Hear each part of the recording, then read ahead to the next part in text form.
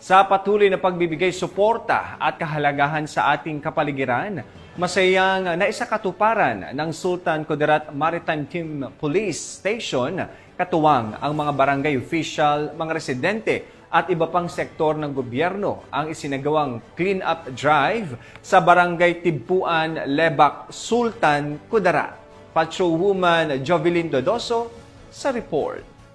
Ay isinagawa ang clean-up drive activity ng mga tauhan ng Sultan Kudarat Maritime Police Station sa Barangay Tibpuan, Lebac, Sultan Kudarat. Ang naturang aktibidad ay pinangunahan ng Sultan Kudarat Maritime Police Station, katuwang ang 5th Special Operations Unit, Philippine Coast Guard Lebac, Municipal Environment and Natural Resources Office, barangay officials at mga residente ng nasabing lugar. Dala-dala ang mga walis at mga gamit panglinis ay nag-ikot-ikot ang mga nasabing grupo upang mamulot ng basura sa gilid ng tabing dagat. Ang aktibidad na ito ay naglalayong bawasan ang dami ng basura na napupunta sa karagatan at para sa rehabilitasyon sa baybayin at proteksyon ng kapaligiran mula sa mga natural na sakuna tulad ng tsunami at baha sa ating komunidad.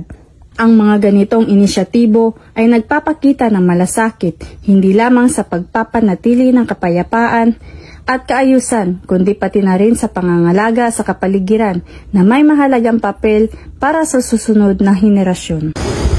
Mula dito sa General Santos City, ako ang inyong Police News Network Correspondent, Patrolwoman Jovelyn Dodoso, alagad ng batas taga-taguyod ng Balitang